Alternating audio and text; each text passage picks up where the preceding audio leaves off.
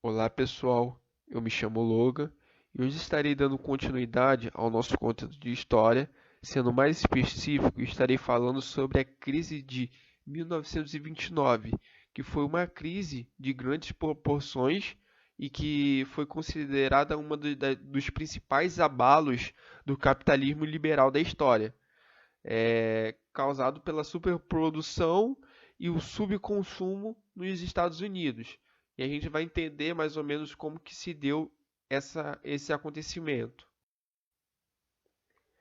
Bem, primeiramente, precisamos entender os antecedentes históricos que levaram até esses acontecimentos que iremos falar hoje. Primeiramente, precisamos entender o quê? Que esse acontecimento ele ocorre após a Primeira Guerra Mundial, aonde nós tivemos grande parte das grandes potências do, da Europa estavam em crise, né, pós-guerra, então estavam com muitas dificuldades de manter suas produções e suprir o seu mercado interno.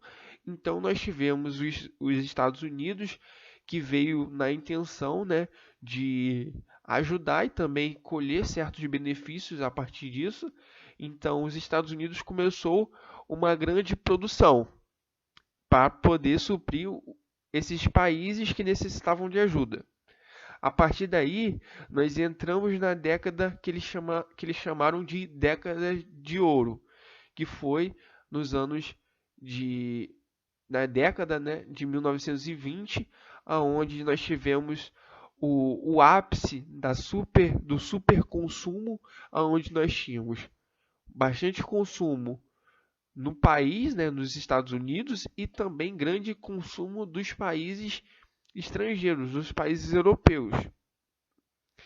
E aí, após isso, nós também tivemos um movimento chamado American Way of Life, que foi o quê?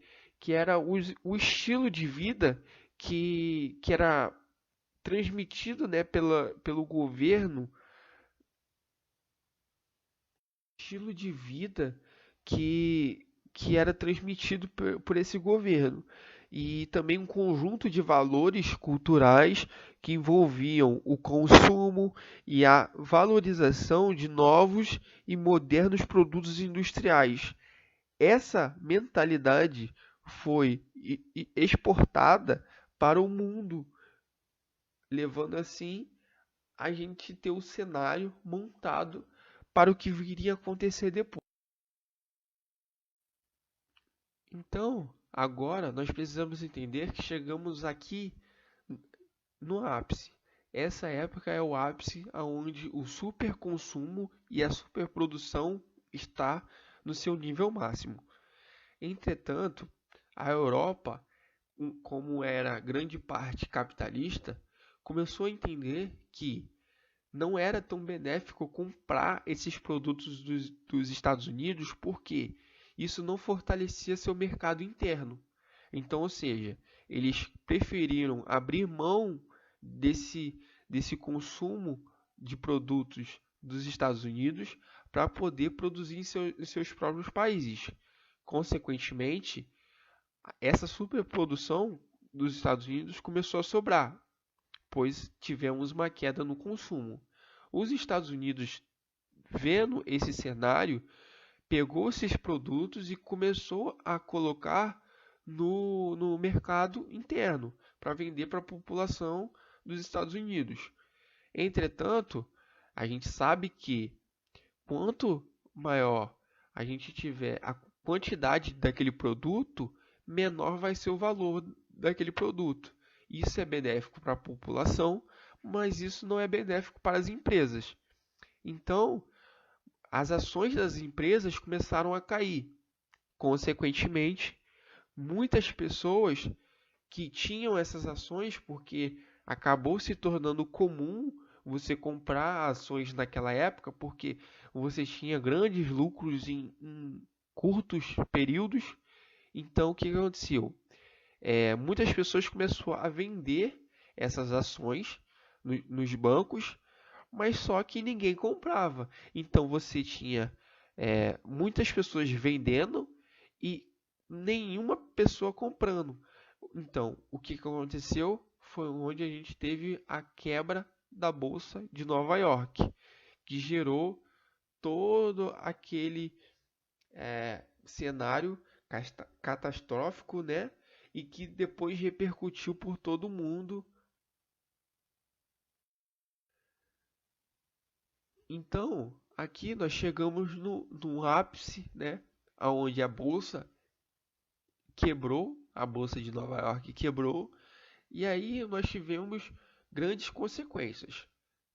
Uma delas foi mais de 100 mil empresas foram à falência e 4 mil bancos também, mais de 13 milhões, né, perdão, de pessoas desempregadas, a ocorrência da Grande Depressão, que foi um período, né, onde até você foi o período da queda da bolsa de Nova York até o começo dos Estados Unidos se reerguer para poder se tornar uma superpotência novamente.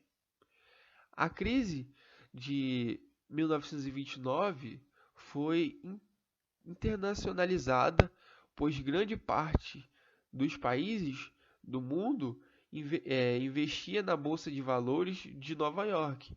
E você também tinha que muitos desses países, né, que entraram em guerra e pegaram dinheiro emprestado com os Estados Unidos, muitos desses países devia aos Estados Unidos esse dinheiro. E agora que os Estados Unidos estavam nessa situação de dificuldade, os Estados Unidos começou a cobrar essas dívidas e negociar, né?